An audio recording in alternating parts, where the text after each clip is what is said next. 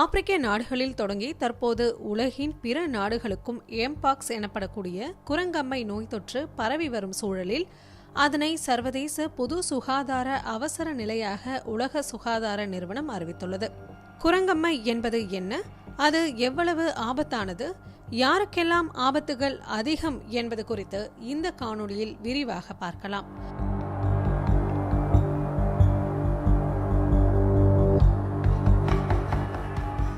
முதலில் 1958ஆம் ஆண்டில் டென்மார்க்கின் கோபன்ஹேகனில் உள்ள ஆய்வகத்தில் குரங்கு ஒன்றிடம் மங்கி பாக்ஸ் கண்டறியப்பட்டது.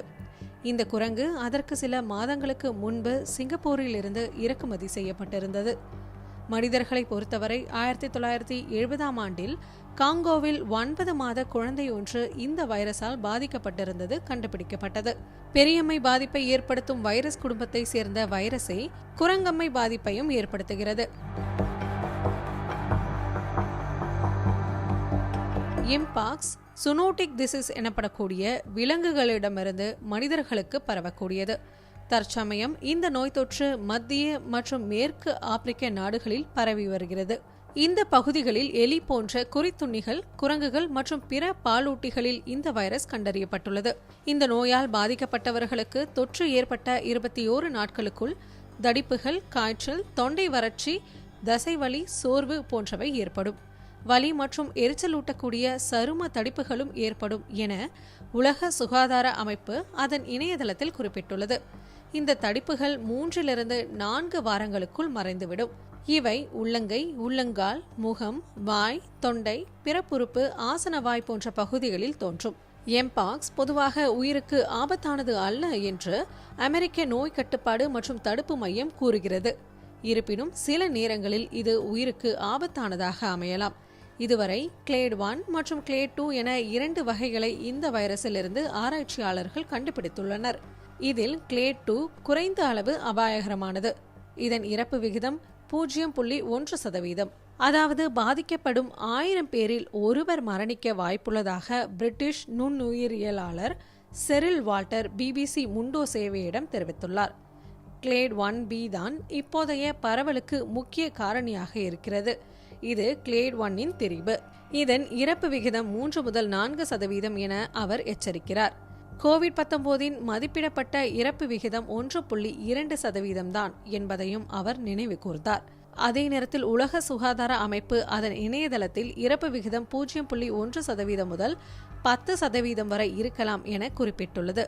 நோயின் தீவிரம் என்பது சுகாதார வசதிகள், நோய் எதிர்ப்பு அமைப்பு ஆகியவற்றை பொறுத்தும் அமையும் என உலக சுகாதார அமைப்பு தெரிவிக்கிறது.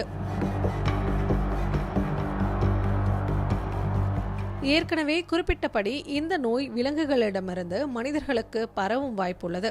விலங்குகள் மூலம் ஏற்படும் சிராய்ப்பு, கடி அல்லது முறையாக சமைக்கப்படாத இறைச்சி ஆகியவற்றால் இது பரவலாம். இது பாதிக்கப்பட்ட நபருடன் தொடர்பு கொள்வதன் மூலம் ஒருவரிடமிருந்து மற்றொருவருக்கு பரவுகிறது. உதாரணமாக, பாதிக்கப்பட்ட நபருடன் நெருக்கமாக அமர்ந்து பேசுவது அல்லது அவர்களை தொடுவது, முத்தமிடுவது மற்றும் உடல் உறவை கொள்வதன் மூலமும் இது பரவுகிறது.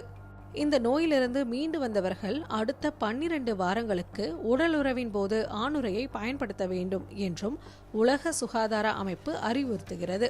புற்றுநோய் அல்லது HIV சிகிச்சை மேற்கொண்டு வருவதால் நோய் எதிர்ப்பு அமைப்பில் குறைபாடு உள்ளவர்கள், கர்ப்பிணிகள், குழந்தைகள் ஆகியோருக்கு எம்பாக்ஸ் பரவ அதிக வாய்ப்புகள் உள்ளதோடு உயிரிழப்பு ஏற்படும் ஆபத்தும் அதிகம் இருப்பதாக உலக சுகாதார அமைப்பு மற்றும் அமெரிக்க, ஐரோப்பிய நோய் கட்டுப்பாடு மற்றும் தடுப்பு மையங்கள் தெரிவிக்கின்றன.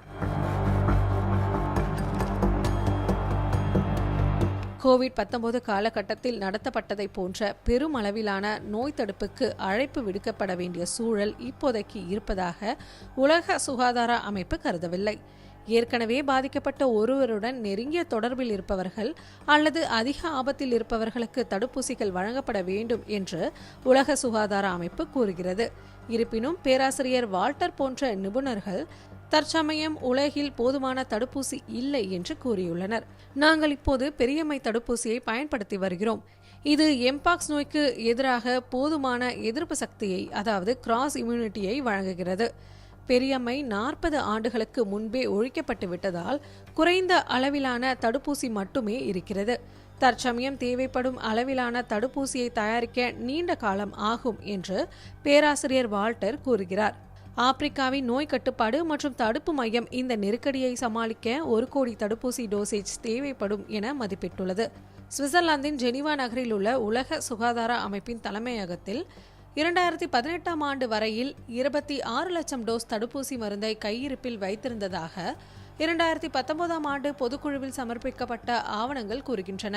எம்பாக்ஸ் பரவலை சர்வதேச பொது சுகாதார அவசர நிலையாக உலக சுகாதார நிறுவனம் அறிவித்துள்ள நிலையில் இந்தியாவில் இதுவரை எம்பாக்ஸ் தொற்று எதுவும் பதிவாகவில்லை என்றும் தற்போதைய சூழலை சுகாதார அமைச்சகம் கண்காணித்து வருவதாகவும் தொற்று ஏற்படுவதை தடுப்பதற்கு தேவையான நடவடிக்கைகள் மேற்கொள்ளப்படும் எனவும் இந்திய சுகாதாரத்துறை தெரிவித்துள்ளது.